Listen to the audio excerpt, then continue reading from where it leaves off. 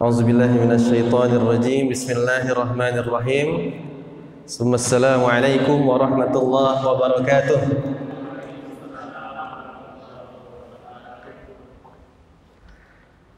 Alhamdulillah wassalatu wassalamu ala Rasulillah wa ala alihi wa sahbihi wa man walah. Alhamdulillahi wa kafa wassalatu wassalamu ala Rasulil mujtaba wa ala alihi wa sahbihi wa man ittaba'al huda. Amma ba'du, Allahumma ati nufusana taqwaha wa zakkiha anta khairu man zakkaha anta waliyuha wa maulaha. Amin ya mujibas sa'ilin. Pertama saya ingin mengucapkan ahlan wa sahlan wa marhaban bikum fi markazina atau masjidina. Ahlan wa sahlan, selamat datang teman-teman yang ada di seluruh wilayah Serpong dan sekitarnya mungkin. Ya, biasanya ada yang dari Cisawuk, ada yang dari bahkan masjid ini di Setu kan. Meskipun dulu bagian dari Serpong juga. Ya, jadi kita nggak bisa terlepas lah ikatan kita ya. Meskipun sudah beda wilayah, tapi insya Allah tetap dalam dakwah, urusan dakwah kita tetap bersama. Nah, potensi-potensi ini nampaknya kita harus pertemukan sehingga kerja-kerja kita bisa lebih ringan. Nah, ini jadi ada sahabat karib, ada Umaro, ya, remaja Masjid Batan Indah sini, Zaratul Mutmainnah, yang insya Allah semoga ke depan bisa terus berkolaborasi ya dalam hal kegiatan-kegiatan yang bisa dilakukan bersama. Karena ini juga yang perlu kita berkaca nanti dari sirah nabawiyah, karena bahwa dulu Rasulullah SAW juga sebagai penghubung, sebagai perantara. Teman-teman kalau ada di sini anak FISIP ada? Oh, nanti ya bolehlah nanti anak FISIP diajak ngaji juga ya. Karena kaitannya dengan diplomasi kan, atau hubungan internasional, mungkin ada di sini hubungan internasional. Ya, karena di antara keahlian Nabi Shallallahu Alaihi Wasallam adalah diplomasi. Jadi salah satu jenis diplomasi ada namanya diplomasi perantara. Ya, jadi diplomasi perantara itu apa? Menyatukan dua kubu, ya, atau kalau sekarang mungkin dalam hal pemerintahan dua negara gitu ya, untuk bisa bekerja sama atau bahkan meredamkan permusuhan. Nah, ini Masya Allah nih, saya sempat kagum juga kemarin ya, terlepas dari kunjungan yang dilakukan, diplomasi diam-diamnya presiden kita itu apa saya nggak tahu, tapi kemarin presiden kita ini, presiden Indonesia ya, datang ke Ukraina dan Rusia. Nah, itu diantara jenis diplomasi perantara. Ya, jadi bagaimana bisa mencari kesamaan? Kesamaannya apa? Kan semuanya jadi anggota acara internasional yang G20 itu ya. Nah, itu kesamaannya. Nah, ini penting dimiliki seorang pemimpin ya, karena pemimpin itu adalah kolaborator. Gitu ya. Bagaimana bisa melihat potensi meskipun dari ranah yang berbeda, wadah yang berbeda. Ya, tapi selama ada tujuan atau agenda yang bisa dilakukan bersama, kenapa enggak? Apalagi sekarang zamannya kolaborasi gitu ya. Nah, teman-teman harus membuka diri, jangan menganggap golongannya yang paling bisa melakukan ini atau golongan organisasi ini aja yang bisa berkembang. Tidak. Ya, justru dengan bekerja sama dengan yang lain, organisasi kita lambat laun akan berkembang dengan sendirinya, bahkan berkembang bersama-sama. Teman-teman yang dimuliakan Allah Subhanahu wa taala, insyaallah ya, kita sudah sampai perjalanan dakwah jahriyah. Ya, meskipun namanya dakwah terang-terangan, tapi sejatinya strukturnya masih sembunyi-sembunyi. Ya, jadi Muhammad Syekh Munir Al-Ghadban, penulis sejarah, itu mengatakan bahwa dakwah ini yang berlangsung ini adalah dakwahnya jahriyah karena sudah ada perintah wahyunya, kemarin kita bahas ya, yang mana Allah menyampaikan tentang fasda' bima tu'mar wa a'rid 'anil musyrikin, ya, di mana Allah memerintahkan kita umat Islam, Nabi Muhammad ketika itu, untuk memecah belah kejahiliahan, ya, dan kemudian menjauhkan diri dari kaum musyrikin. Nah, ini adalah tanda bahwa kaum muslimin saat itu belum siap melawan. Kenapa? Kalau melawan, habis kaum muslimin, karena belum banyak jumlahnya, masih minoritas. Oleh sebab itu, ketika ada intimidasi fisik, ya kan, banyak yang dianiaya kan, terutama sahabat yang miskin atau rasa sosialnya di hadapan mereka itu rendah. Mereka dianiaya, mereka diperbudak dengan tidak manusiawi dan lain sebagainya. Kata Nabi apa? Cuma satu, sabar. Kita belum pada saat momennya untuk kemudian kembali melawan. Ya. Kembali melawan ini bukan atas dasar balas dendam, tapi membela kebenaran sekali lagi. Ya.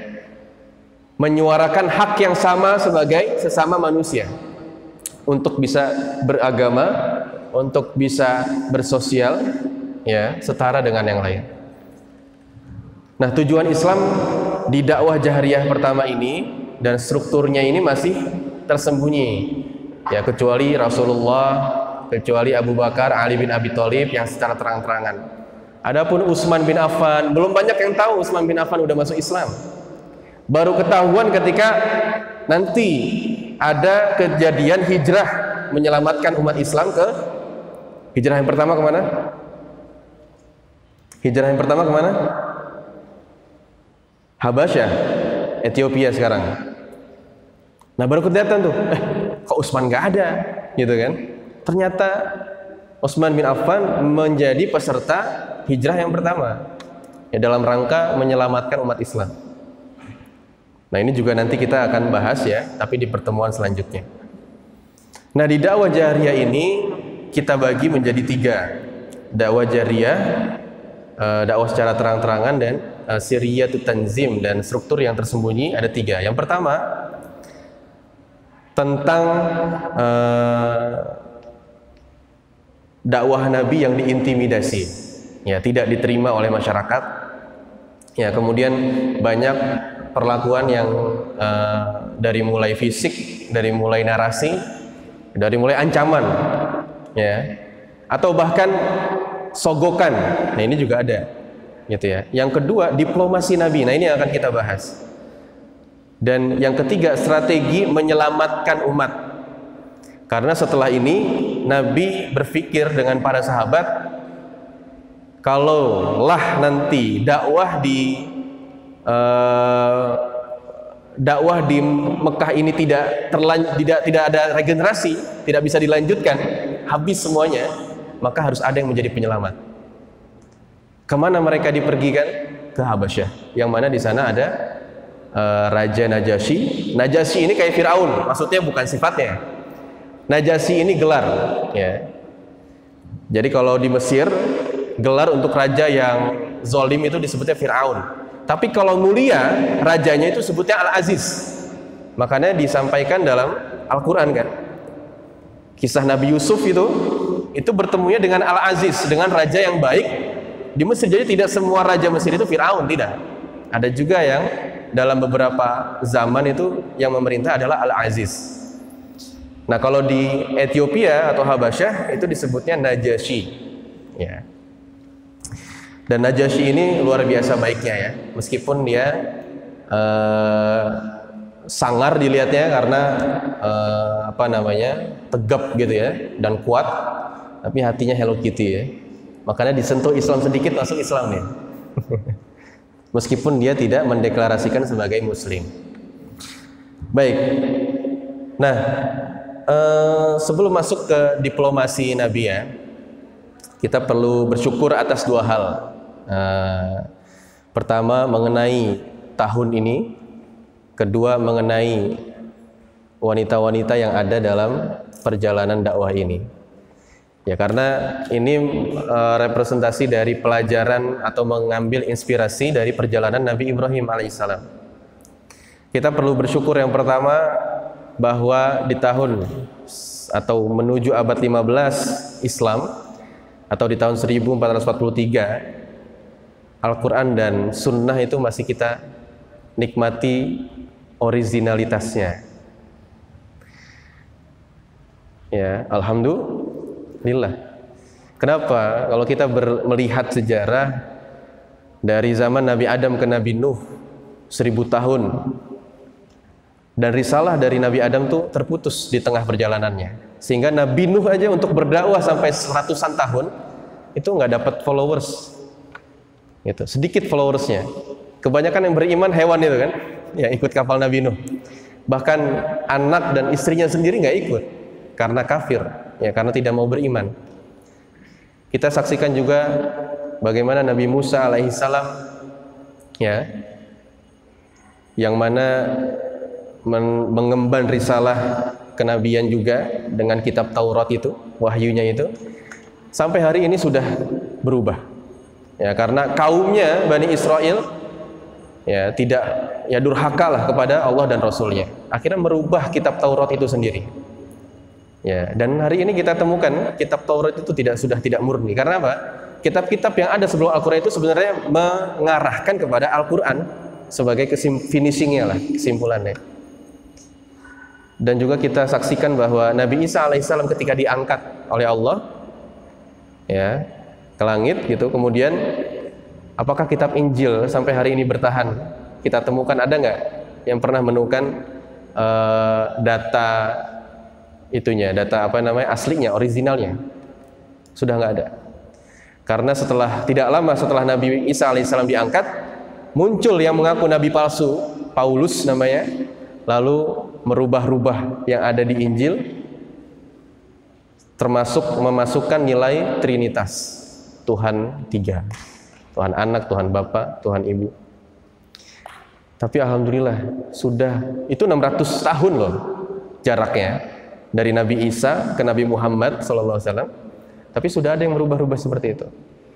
Dan kita beruntung, kita mendapat mukjizat itu, ya, Al-Quran, ya, karena Al-Quran sampai hari ini orisinil, terjaga, padahal sudah 1400 tahun lamanya.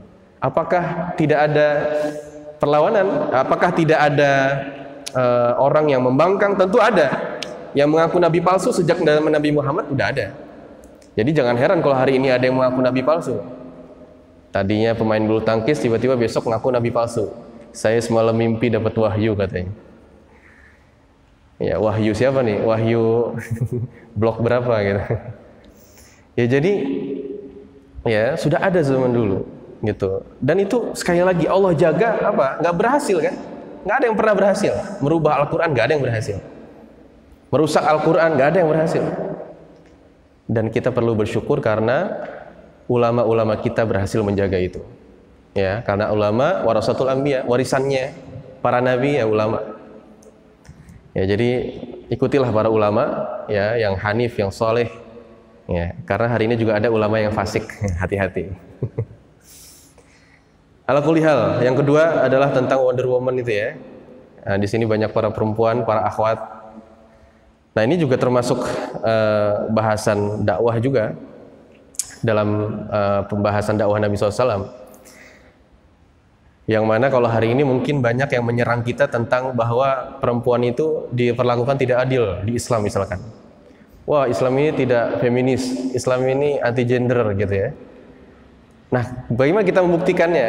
Bukan dengan membuat gerakan anti klub gitu, ya. Tapi buktikan dengan edukasi bahwa kita tuh banyak contoh tokoh yang merepresentasikan perempuan itu berdaya. Siapa misalnya? Khairun nisa'u fil alam ada 4. Ada Sayyidah Khadijah, ada Siti Asiyah, ada siapa lagi? Sayyidah Fatimah, satu lagi Sayyidah Maryam. Coba kaji 4 ini, mungkin sahabat karib yang akhwat bisa bikin kajiannya tentang 4 sahabiah ini, dahsyat. Nabi sampai bersaksi bahwa ini adalah Fantastic Four, 4 wanita fantastik yang ada di dunia sampai akhir hayat. Gitu. Nah, termasuk Sayyidah Hajar, ya, Sayyidah Hajar, ibunda Ismail. Itulah the real Wonder Woman. Sebelum DC dibuat, sebelum Wonder Woman ada, sudah ada kita punya Islam. The real Wonder Woman siapa?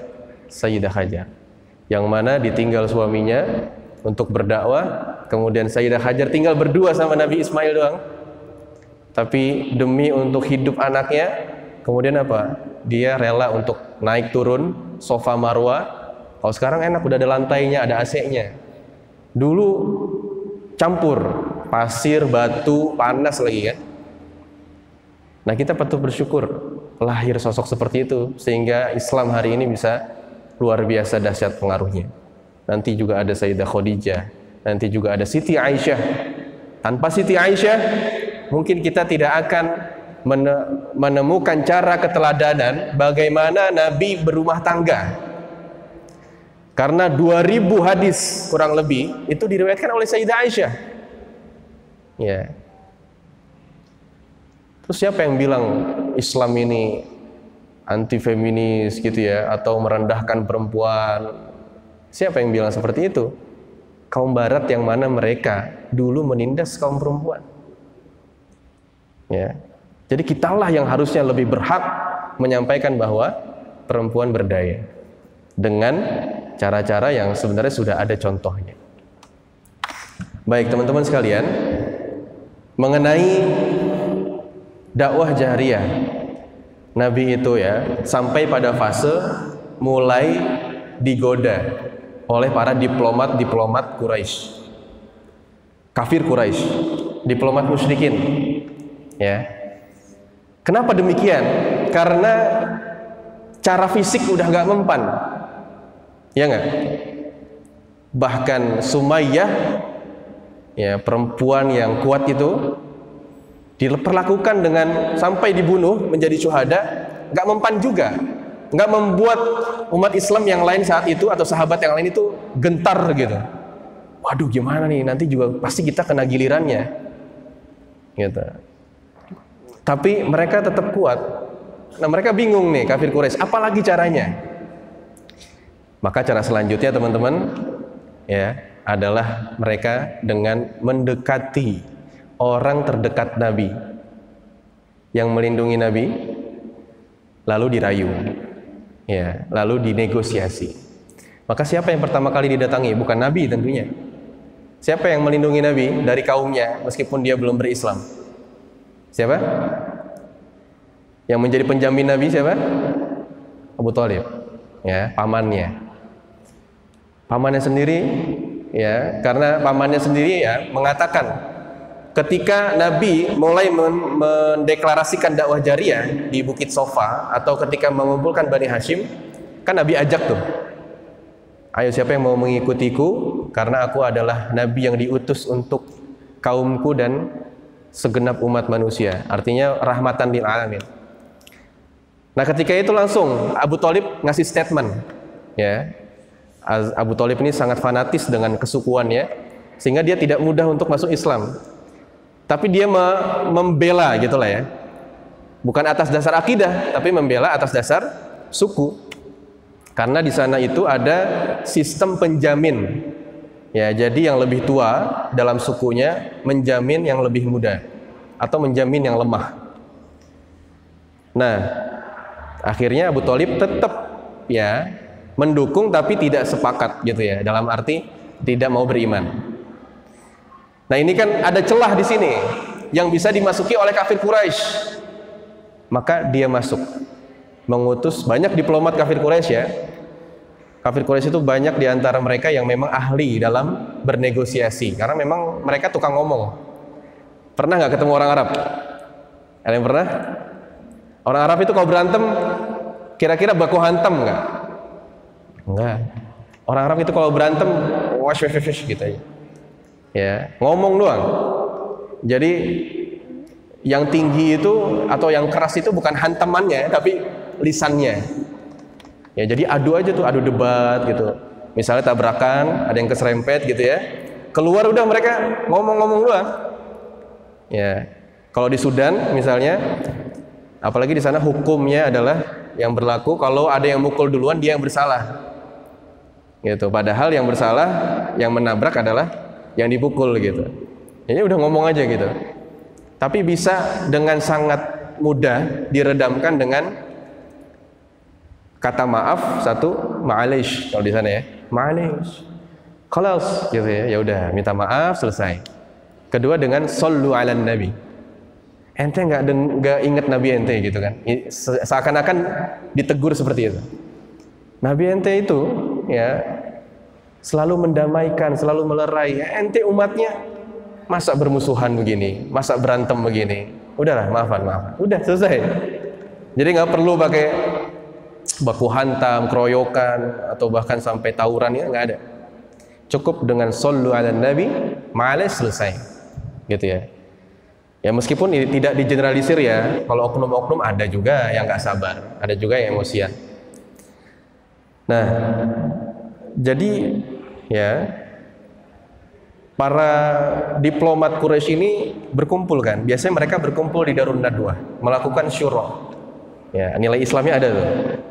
Tapi dalam rangka bagaimana biar dakwah Islam ini tidak subur. Udahlah untuk mereka saja kalau memang ini adalah keyakinan yang baru gitu ya. Nggak usah bawa-bawa kita gitu, nggak usah bawa-bawa suku-suku, karena Islam itu kan kemudian memberi jarak antara mereka yang kakaknya masuk Islam, adiknya belum gitu kan. Tapi kalau kita, ya kalau kita itu sudah benar, ya selama silaturahimnya masih dijaga. Tapi bagi mereka beranggapan Islam ini atau yang dibawa oleh Nabi Muhammad ini memecah belah tanah air gitu kan, nasionalis. Nah, karena termasuk Umar bin Khattab. Umar bin Khattab itu salah satu yang sangat nasionalis. Alasannya kenapa tidak masuk Islam, belum masuk Islam. Ya, dia nggak mau ada perpecahan di antara sukunya, gitu. Padahal kalau dia sudah mengetahui visi Islam itu sendiri, pasti dia akan percaya dan yakin. Dan buktinya sangat mudah Umar bin Khattab dengan mendengar satu surat masuk Islam. Jadi dikirimlah Walid bin Mughirah. Walid bin Mughirah ini adalah bapaknya siapa? Ya kalau dengar-dengar nama Walid itu berarti sahabat siapa biasanya yang sering kita dengar? Siapa? Siapa bin Walid? Khalid bin Walid. Nah ini bapaknya Khalid bin Walid. Jadi dulu tuh masih pada muda, Khalid bin Walid, Amr bin As, ya.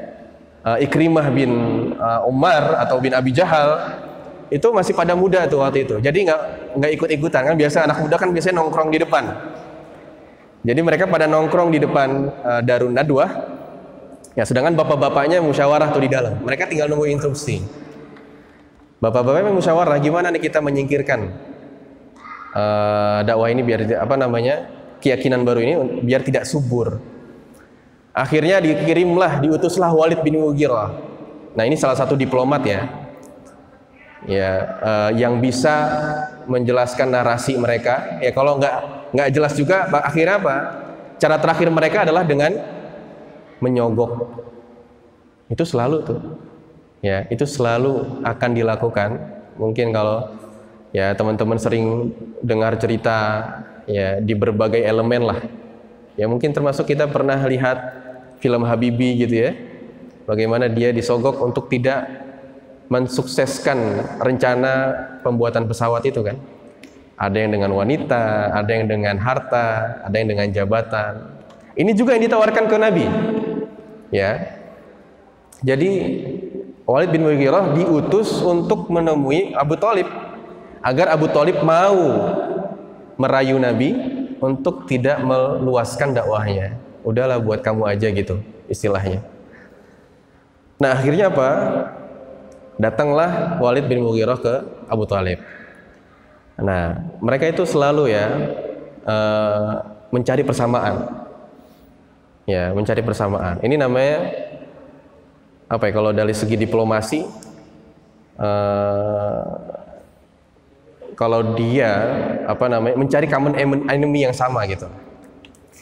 Tapi Abu Thalib sekali lagi tidak pernah menganggap Rasulullah adalah musuh, tidak, gitu. Nah, Makanya narasi yang dibawa oleh Walid bin Mughirah itu nggak mempan.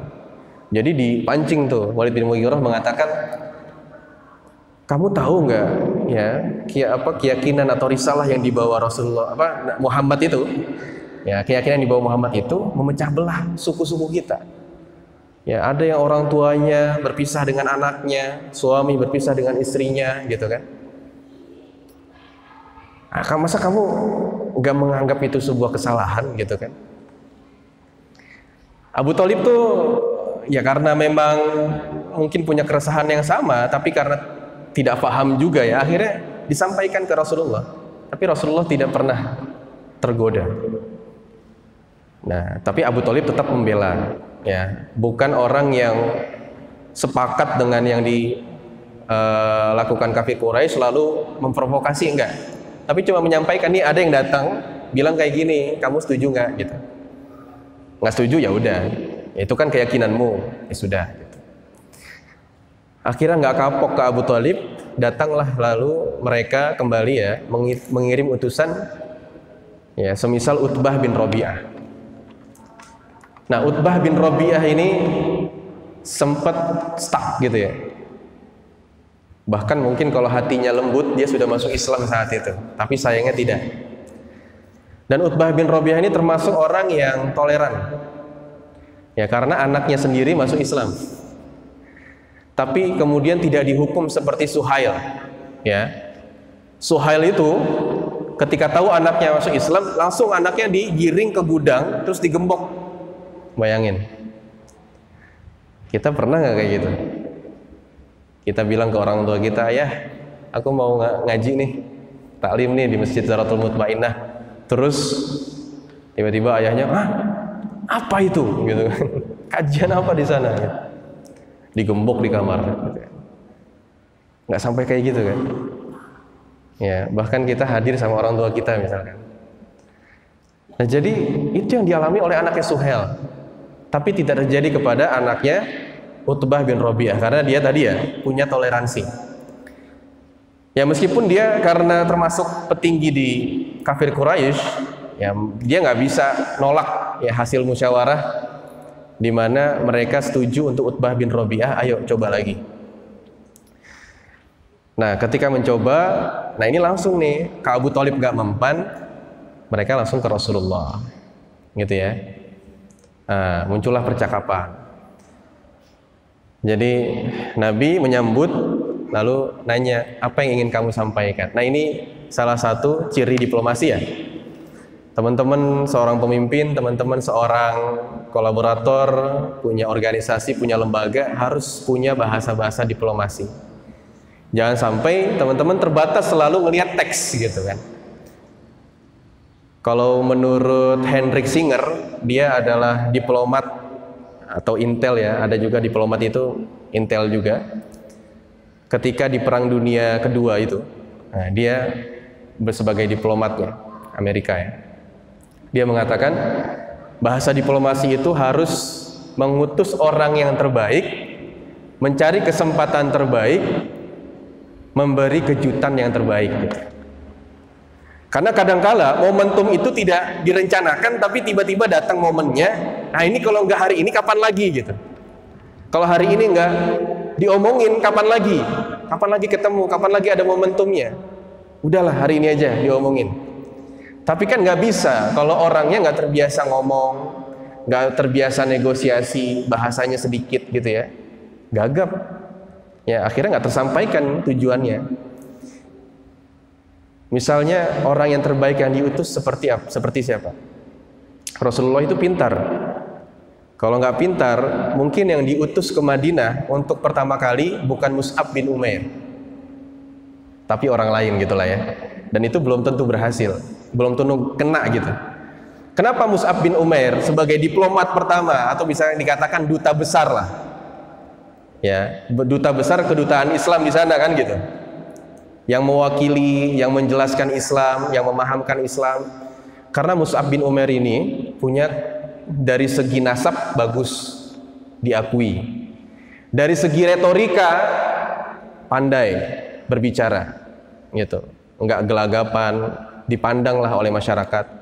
Sehingga bahkan suku Aus Khazraj itu juga tahu, oh Mus'ab bin Umair ini dari kabilah ini, dari bani ini gitu ya. Ini bukan sembarang orang nih yang diutus.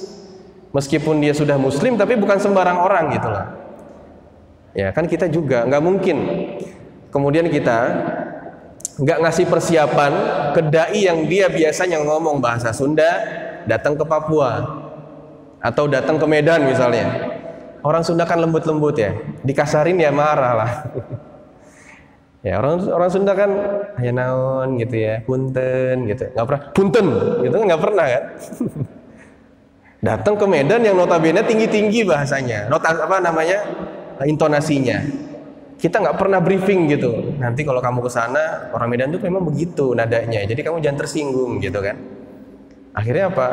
Mungkin nggak lama, 3 hari udah pulang lagi dia. Gitu kan. Nah Mus'ab bin Umair tahu cara berkomunikasi dengan orang-orang dari suku Aus dan Khazraj gitu. Ya bahkan yang diincar pertama kali adalah pemimpin-pemimpin Aus dan Khazraj, sehingga apa?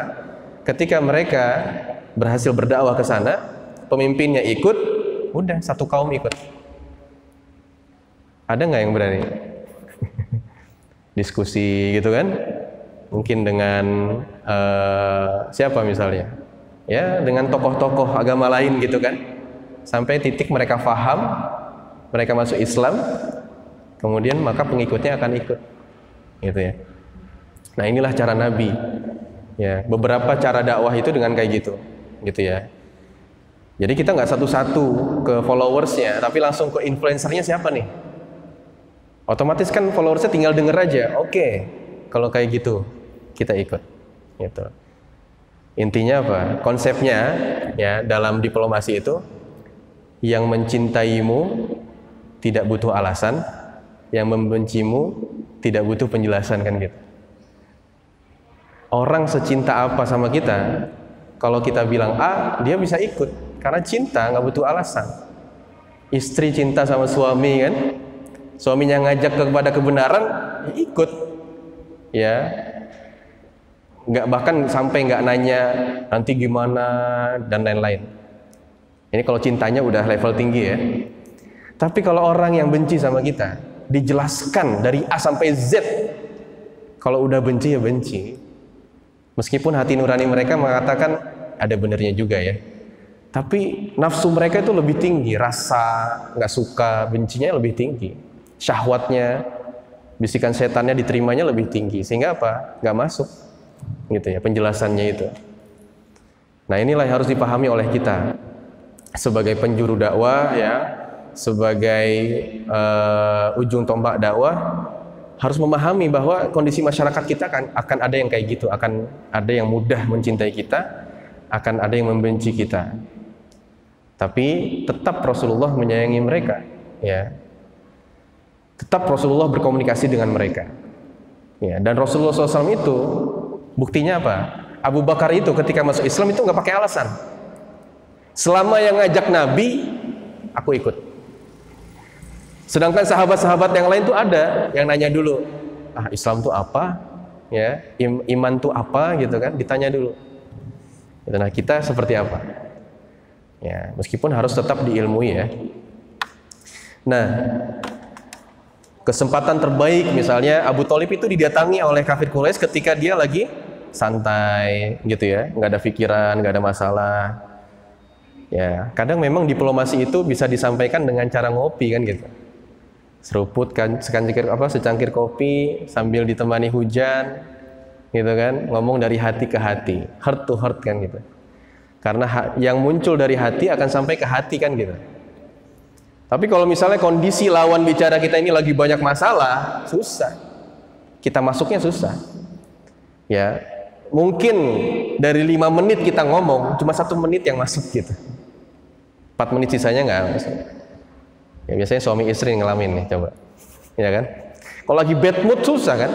Makanya harus seneng dulu. Kalau udah seneng baru bisa masuk gitu. Ya. Atau teman-teman di sahabat karib, Umar juga ngerasain gitu ya.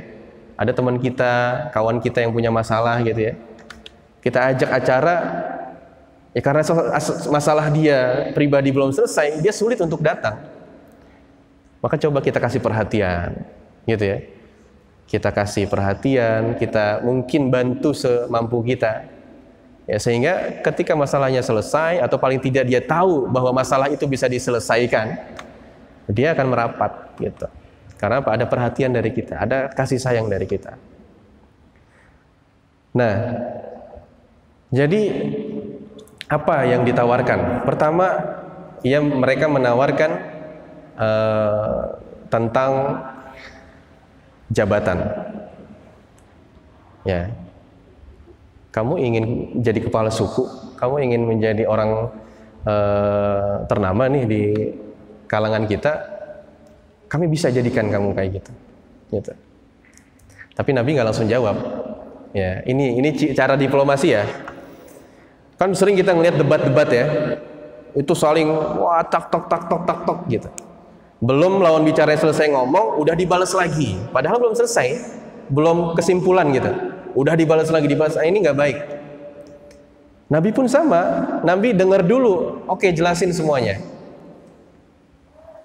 Sampai dibilang udah selesai belum? Belum, ya udah selesaikan. Nabi nggak motong di tengah, nggak pernah. Ya, bahkan dalam saat tadi ya berargumentasi, Nabi minta selesaikan dulu. Karena kadang gini kan, orang argumentasinya belum selesai dipotong. Kadang jawaban dari argumentasi yang kepotong itu juga salah gitu kan. Padahal penjelasan maksudnya bukan itu. Ya termasuk kita suka lihat di video-video YouTube kan. Ketika kita menilai hanya dari potongan video ya juga nggak bisa. Kita harus dengerin full baru bisa menilai. Gitu ya. Bahkan harus bertatapan bertemu juga dengan yang membicarakan itu gitu. Nah akhirnya apa? Diselesaikan. Nggak mempan, masuk ke lobby yang kedua, negosiasi yang kedua. Oh mungkin Anda ingin harta, ya Muhammad gitu kan? Kalau gitu kami kasih, bahkan kami patungan deh, kami kasih semua harta kami buat kau, agar engkau menjadi orang yang terkaya di sini. Ya, kan mereka tahu kondisinya ya. Nabi itu dulu kaya. Ya, tapi ketika berdakwah semuanya untuk keperluan dakwah, gitu ya. Infaknya banyak. Ya, sehingga mungkin orang melihatnya sangat sederhana gitu ya. Tapi nggak mempan juga. Kemudian yang ketiga, ditawarkan wanita. Wah, ini Nabi sakit hati lah. Sayyidah Khadijah itu udah sempurnanya luar biasa. Nggak mau nerima juga. Oh, jangan-jangan. Nah ini. Kalau orang udah kehabisan akal untuk negosiasi sama orang lain, pasti mereka bawa-bawa fisik. Mereka akan bawa-bawa, wah jangan-jangan Anda gila ya. Kami carikan dokter. Sampai seperti itu. Ya. Ini namanya diplomasi ofensif. Ya, kalau dari segi diplomasi ya. Ada namanya diplomasi ofensif, memaksa, mengancam. Ya, atau bahkan menjatuhkan lawan ya dengan hal-hal yang tidak substansif gitu ya. Padahal kan bukan itu maksudnya, tapi kenapa sampai menyindir fisik ya kan? Kan sering kayak gitu. Kalau orang udah kehabisan argumentasi, udah nyerang apa? Masa lalu lah, fisik lah, keluarga lah gitu. Padahal lagi bahas suatu hal yang bukan di ranah itu. Nah, sampai kalau pas sudah selesai baru Nabi bilang, "Afarokta ya Utbah?" Udah selesai. Gitu caranya. Cool aja ya. Barulah kita jawab. Nabi jawabnya apa? Dengan surat, dengan ayat. Surat Fussilat ya, ayat 1 sampai 5. Silakan dibaca. Yaitu menjelaskan tentang Al-Qur'an dan bagaimana orang yang menutup diri dari Al-Qur'an. Dijelasin di situ. Dan Utbah merasa dia yang menutup diri dari Al-Qur'an di situ. Sampai dia tercengang di situ dan pulang.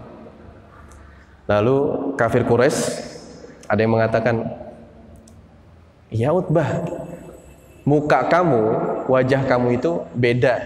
Pas berangkat senengnya kayak apa, pas pulang kok mesem gitu ya. Mesem. Kok nggak ada gairah gitu. Kenapa?" Lalu dia menjawab, "Aku telah mendengar perkataan yang belum pernah aku dengar. Perkataan yang mungkin bukan manusia yang mengatakan. Ya tadi surat Fussilat. Ya. Jadi bayangkan bagaimana surat, ya. Makanya dalam berdakwah itu ya ada kaidah khatibun nas ala qadri uqulihim. Berbicaralah sesuai dengan ukuran akal objek dakwah kita. Nah, orang Arab itu kebanyakan ahli sastra. Makanya ketika disampaikan Al-Qur'an mereka langsung ih, keren nih gitu ya. Nggak pernah nih ada sejago-jagonya orang sastrawan di zaman itu, nggak pernah ada yang bikin kayak gini. Nah, ternyata itu adalah perkataan Allah. Ya, akhirnya mereka nggak mau nerima. Padahal mereka udah takjub. Kita juga tahu bagaimana Abu Jahal tertarik untuk mengintai Rasulullah sholat di 2 malam. Kalau malam ketiga dia masih mengintai, mungkin sudah masuk Islam. Tapi dia memilih untuk, aduh kalau malam ini saya datang lagi nih, kayaknya saya makin cinta sama ayat itu. Ya, karena Abu Jahal mengintip Nabi sholat dan sholatnya terdengar, kemudian tertarik dengan Al-Quran itu. Nah kalau hari ini, ya karena semakin zaman berkembang, mungkin bisa dikatakan generasi kita semakin sedikit bahasanya ya. Makanya muncul bahasa alay, bahasa-bahasa yang nggak punya sejarah, tiba-tiba apa ini maksudnya gitu, nggak punya kaidahnya gitu ya, tiba-tiba muncul ke permukaan karena sedikit pengetahuan bahasanya. Coba aja survei di antara kita, siapa yang pernah buka kamus bahasa Indonesia?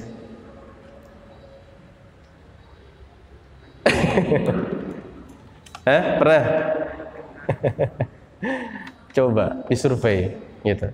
Kalau pernah berapa kosakata yang dicek? Ya ataulah jangan kamus lah, terlalu besar. Sekarang udah ada di elektronik, sudah ada di internet atau aplikasi ya. Coba buka. Sudah berapa yang pernah kita telisik gitu dari pemahaman bahasa Indonesia kita yang kita nggak tahu? Masih sangat sedikit. Itulah kenapa ya akan hadir pemimpin-pemimpin yang tadi sedikit bahasanya. Bahkan kan kalau bisa pemimpin itu ahli bahasa, bukan cuma Indonesia, tapi juga bahasa-bahasa yang lain. Karena dia akan berbicara dengan bangsa-bangsa lain. Semakin kaya dia punya bahasa, maka semakin mudah menyampaikan tujuan kenegaraan, bahkan mempersatukan. Nah jadi ya Rasulullah itu nunggu dia selesai baru ngomong. Ya. Tadi dengan surat itu ya, Al-Quran itu. Nah kalau hari ini mungkin kita juga sesuaikan. Kalau mereka anak SMP, sampaikan dengan bahasa anak SMP.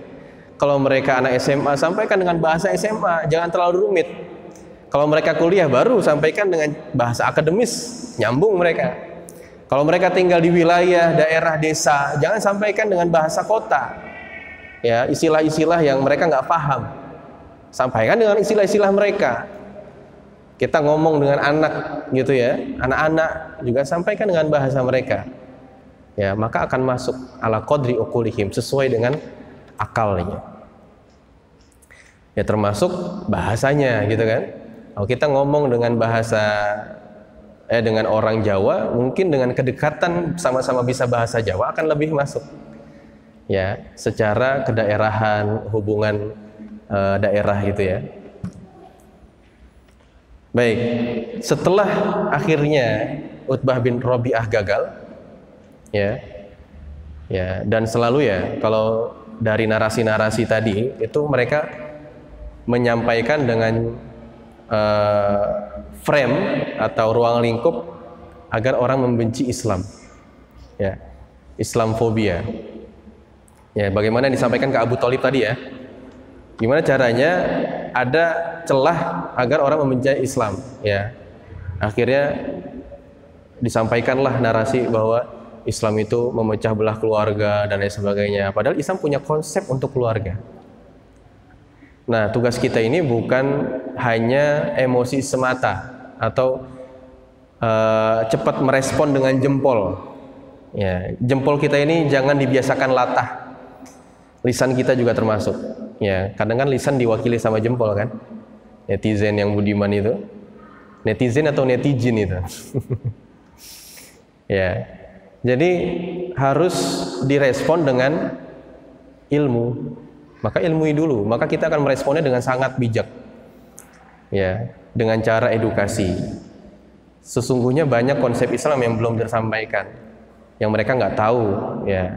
Jadi jangan sampai kita meresponnya dengan hal-hal yang jangka pendek, ya, yang rugi kita sendiri. Kalau itu ternyata salah, ya, kalau perkataan kita ternyata menyakiti, justru yang rugi kita, ya. Jangan sampai kita asal bunyi, ya, harus dengan ilmu. Maka balas dengan apa? Balas dengan agenda-agenda kebaikan yang membuktikan bahwa Islam itu tidak seperti itu. Atau sekarang kan bisa kreatif, ya, dengan film lah, dengan video, dengan karikatur, dengan animasi. Jawab keresahan-keresahan itu dengan kreativitas. Ya, sehingga orang bisa mengaksesnya itu dengan soft selling gitu, ya, nggak hard selling. Islam tuh nggak begini gitu kan. Tapi kita nggak usah banyak berbicara, tapi mereka dengan melihat kita dengan tadi, ya, kreativitas itu, oh ternyata Islam tuh begini, pembuktian gitu, ya. Karena bisa jadi nalar atau logika mereka belum sampai sehingga mereka nggak paham, akhirnya memfitnah, akhirnya menjudge, akhirnya saywar gitu, ya, akhirnya hate speech gitulah. Nah, ini penting, ya. Selanjutnya kalau dari diplomasi antara dengan Utbah bin Rabi'ah tadi, kita juga bisa mengambil hikmah bahwa menjadi pemimpin itu berat, biar aku saja, kata Nabi. Atau menjadi nabi itu berat gitu, ya. Maka yang ingin menjadi pemimpin harus terima konsekuensi, ya, pasti bakal banyak ujian dan cobaan. Termasuk cobaan kenikmatan. Mungkin kalau cobaan kesulitan kita bisa sama-sama hadapi. Tapi betapa banyak orang yang terbuai dengan ujian kenikmatan. Berarti jika misalkan, ya, seorang pendakwah muslim tergoda dengan harta, jabatan, wanita, berarti dia tidak benar-benar dalam berdakwah, kan? Lalu selama ini yang dia bawakan itu apa? Kalau dia dengan mudahnya untuk menerima tawaran itu. Nah, itu juga yang akan menjadi image. Kalaulah Nabi menerima itu, berarti kan kosong risalah kenabian itu. Tapi kan Nabi bertahan. Berarti memang, oh ini beneran nih. Ya, akhirnya musuhnya itu langsung beranggapan berarti memang benar. Ya, ini bukan bukan risalah yang main-main. Akhirnya semakin gentar tuh, gimana lagi caranya? Ya. Dan ya, ini kemudian nanti akan banyak, ya, contoh-contoh bagaimana diplomasi Nabi. Termasuk saya mengira jangan-jangan tim 9 yang kurang lebih mayoritas adalah ulama yang tergabung dalam menyusun Pancasila itu di Indonesia, jangan-jangan terinspirasi dari Hudaybiyah, perjanjian Hudaybiyah. Ada yang tahu kenapa? Jadi di perjanjian Hudaybiyah itu, ya, Nabi yang menyusun teksnya. Nabi nggak minta pendapat dari kafir Quraisy, gimana nih teksnya? Enggak. Tapi Nabi yang nyusun teks perjanjian Hudaybiyah. Makanya itu diawali dengan apa? Bismillahirrahmanirrahim. Ya. Kalau nggak protes, berarti kan lanjut. Ada nilai Islam di situ, ada dakwah di situ, ada diplomasi di situ. Tapi ternyata protes, ya. Suhail ketika itu, lah kok Suhail bin Amr, ya, diplomat kafir Quraisy juga, kok ada Ar-Rahmanir Rahim? Kita kan nggak percaya dengan Ar-Rahmanir Rahim, ya. Tapi kalau ya sudah, Bismillah saja, ya. Oke, kalau Bismillah nggak apa-apa, gitu. Terus di bawahnya, ya, ada teks yang bertuliskan Muhammad, Rasulullah Muhammad Sallallahu Alaihi Wasallam. Loh, kan kami nggak yakini kamu sebagai Nabi dan Rasul, gitu kan? Udahlah, tulis saja namamu dan ayahmu, gitu. Akhirnya ditulislah Muhammad bin Abdullah. Tapi yang menjadi catatan adalah bahwa kita ini yakin, gitu, dengan agama yang kita bawa. Jangan setengah-setengah. Ya, kalau bisa kita masukkan nilai-nilai Islam itu ke dalam profesi kita, ke dalam kegiatan kesibukan kita, aktivitas kita, kenapa enggak? Ya, Karena rahmatan lil alamin itu kan komprehensif, global. Jadi bukan hanya untuk Islam. Nah, maksud saya apa? Karena Pancasila itu kan sebelum diamandemen itu berhasil memasukkan nilai-nilai tauhid kan gitu. Bahkan sebagian kata-kata itu bersumber dari Islam atau bahasa Arab. Misalnya apa? Awalnya itu kan ketuhanan yang Maha Esa, yang Maha Esa gitu kan, dan menjalankan syariat. Awalnya itu loh, dan itu lolos. Pancasila pertama itu sebelum diamandemen di tahun 60 ya. Barulah kemudian umat-umat yang lain ya, maksudnya agama yang lain, Nasrani dan lain sebagainya itu ya protes lah. Ini kan bukan cuma Islam. Nah, barulah diamandemen. Tapi paling tidak sudah masuk gitu. Tapi meskipun diamandemen, dihilangkan syariatnya, tetap ada ketuhanan yang Maha Esa. Apalagi kalau bukan Islam. Ada nggak selain Islam yang kalimat yang Maha Esa itu? Ada nggak di agama lain? Nah, coba cari tahu. Ya, hanya Islam. Kemudian kemanusiaan yang adil. Adil itu bahasa Arab. Dan beradab. Adab juga dari bahasa Islam, bahasa Arab. Kemudian dari kemanusiaan yang adil beradab, ini juga runutan nih. Kalau kita ngambil inspirasi ya, ada bukunya Ustadz Adian Husaini itu membahas itu, Pancasila dan Islam. Ya, jadi dari ketuhanan yang Maha Esa, dari nilai tauhid itu melahirkan orang-orang atau manusia yang adil dan beradab. Dari orang-orang yang adil dan beradab melahirkan persatuan Indonesia. Ya. Jadi percuma kita kemudian bilang, ayo bersatu, tapi manusianya belum adil dan beradab. Orang koruptornya masih merajalela, ya, yang bermaksiatnya masih banyak, pemimpinnya juga termasuk kayak gitu. Belum bisa kita. Maka hadirkan dulu manusia yang adil beradab, sehingga bisa dicapai persatuan Indonesia. Ini kan nilai Islam juga. Baru dari persatuan Indonesia hadirlah apa? Kerakyatan yang dipimpin oleh hikmat dan kebijaksanaan dalam permusyawaratan perwakilan gitu. Jadi dari persatuan itu akan ada kebijaksanaan. Musyawarah itu kan dalam asas menerima pendapat orang lain. Kalau orang nggak bersatu, nggak musyawarah, akhirnya jadi debat, bukan musyawarah. Dari situlah muncul keadilan sosial bagi seluruh rakyat Indonesia. Di sini ada hablum minan nas, adalah hablum minallah. Hablum minan nasnya menghadirkan keadilan sosial bagi seluruh rakyat Indonesia. Hablum minallahnya ketuhanan yang Maha Esa. Prosesnya di tengah-tengah itu. Itu. Siapa bilang orang Islam tidak nasionalis? Ya. Inilah Islam. Dan inilah Indonesia gitu. Jadi ya, dalam perjanjian Hudaibiyah pun ada nilai diplomasi Nabi SAW. Nabi itu tidak pernah mengeluarkan kata-kata yang sia-sia. Setiap kata yang keluar dari Nabi pasti ada dampaknya, pasti ada kebaikan di situ. Makanya sampai Nabi mengatakan, siapa yang beriman ya kepada hari akhir maka falyakul khairan au liyasmut. Nah, ini digunakan dalam bahasa diplomasi. Ya, jadi kalau dalam berdiplomasi kita cuman basa-basi, itu bukan diplomasi namanya. Ya. Tapi kalau perkataan yang baik itu tidak, atau tujuan yang baik itu tidak disampaikan, ya akhirnya pertemuan itu nggak akan jadi negosiasi dan menguntungkan bagi maslahat itu ya, atau kepentingan muslim saat itu. Nah, dari ya salah satu nilai diplomasi juga, ya mungkin 4 menit lagi ya. Salah satu dari nilai cara diplomasi juga adalah Nabi itu selalu memperhatikan lawan bicara. Jadi nunggu lawan bicara itu sampai selesai, dia pengen tahu karakteristiknya gimana. Orang ini kayak Umar gitu, yang tegas, ya kalau bicara lantang, atau lembut sebenarnya. Sehingga ketika menjawab, Nabi itu objektif gitu ya, tahu caranya. Ya. Pernah lihat Messi nggak? Nggak pernah ya. Di video aja kan.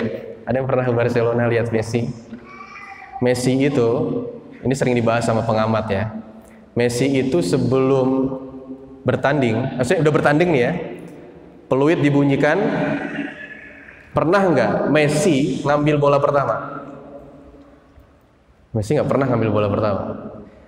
5 detik atau 5 menit, kayaknya 5 detik nggak mungkin ya. 5 menit pertama, Messi itu hampir nggak pernah megang bola. Tugasnya ngapain? Ngamatin lawan.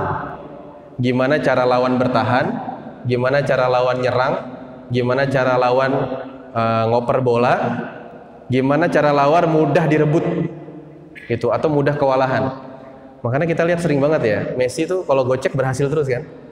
Dia ngamatin tuh orang kalau jatuh gimana, gampang kegoceknya di bagian mana, ada yang dikolongin gitu, ada yang kalah sprint.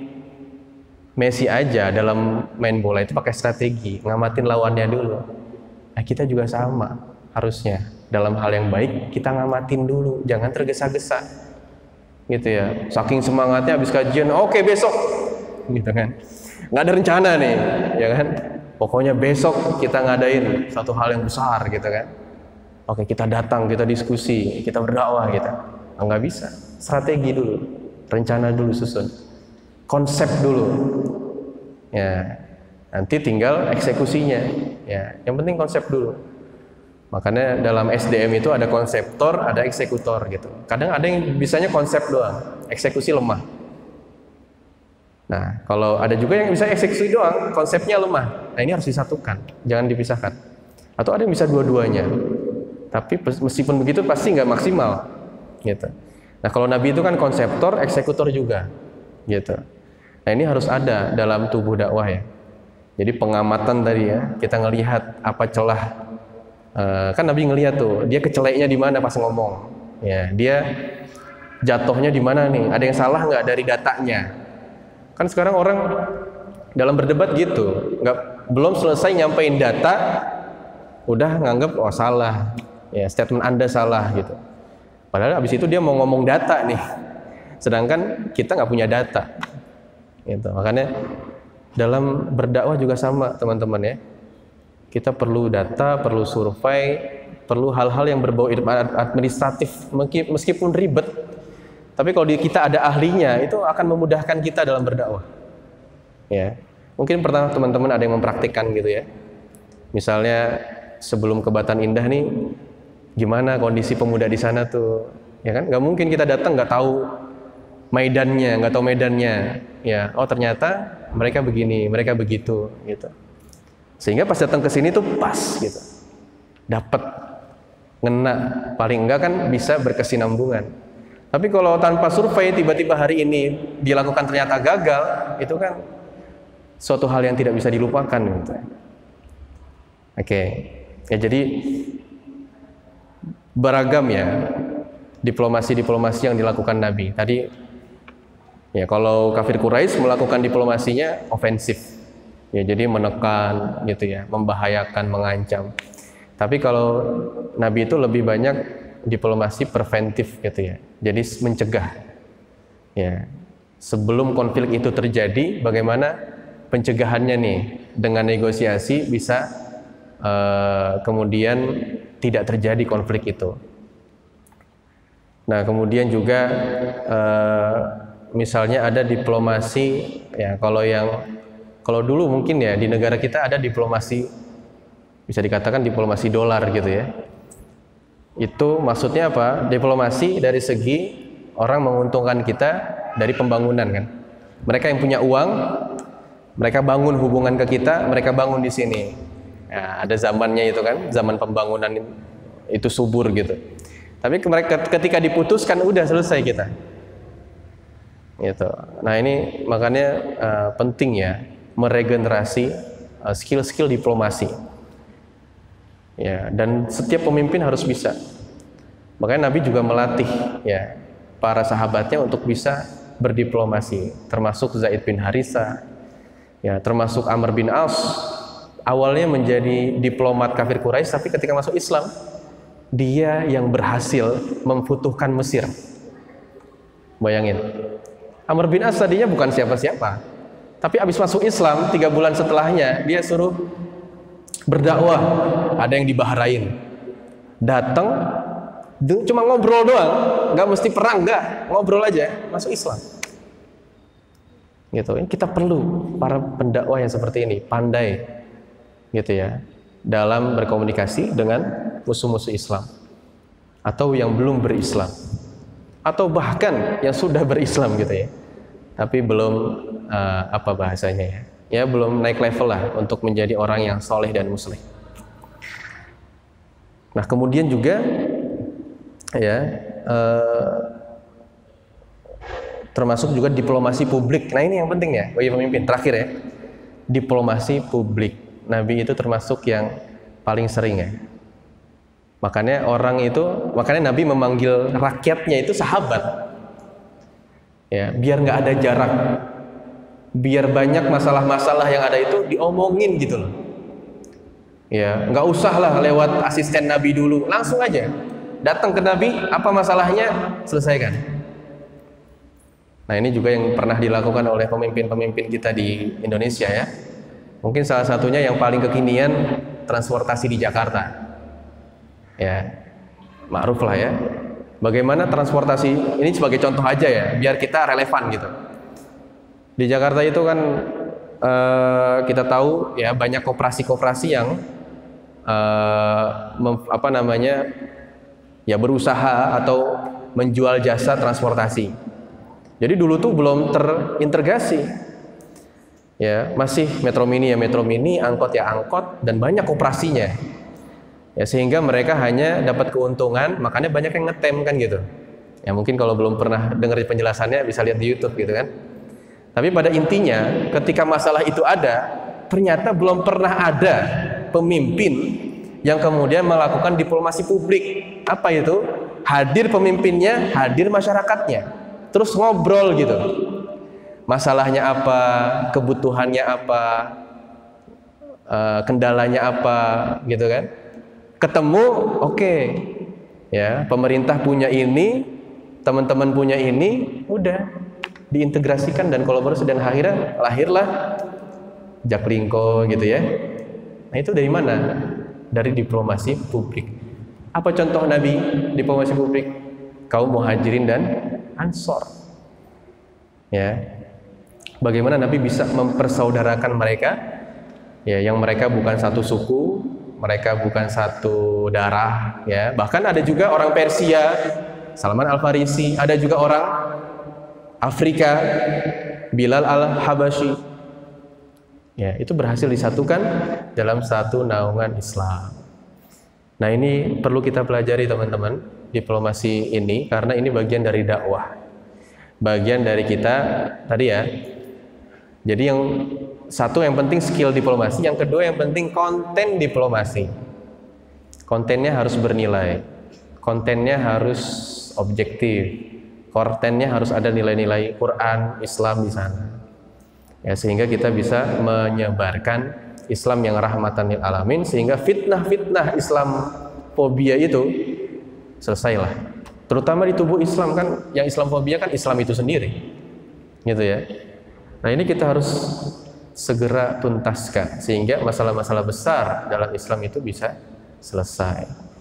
Nah setelah ini ya, ketika Nabi sudah negosiasi, mereka nggak mempan kan, nanti ada pemboikotan, mereka udah nggak tahu lagi caranya gimana, pajak naik gitu kan, itu cara negeri udah mau runtuh tuh, pajak naik. Ya kalau pajak udah naik, nah itu tanda-tanda ekonominya lagi merosot. Nah, termasuk yang dialami oleh kafir Quraisy ketika itu. Nanti kita juga akan belajar strategi bagaimana Nabi menghijrahkan ya sebagian kaum muslimin ke Habasyah. Apa yang menarik di situ? Kan yang menjadi heran adalah ini kan nabinya di sini, kok nabinya nggak ikut diselamatkan untuk hijrah? Itu yang bingung. Ya, kan yang hijrah kan kaum muslimin untuk mencari keselamatan kan. Tapi kok nabinya di sini, terus yang hijrah itu orang kaya, Utsman bin Affan, ya, kemudian Ja'far bin Abu Thalib dan kawan-kawannya, itu rata-rata orang kaya yang membiayai dakwah di Mekah ketika itu.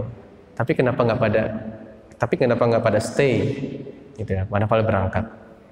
Nah ini menarik dan jawabannya insya Allah akan kita sampaikan di pertemuan selanjutnya. Barakallahu fikum ya, kurang lebih mohon maaf. Wassalamualaikum warahmatullahi wabarakatuh.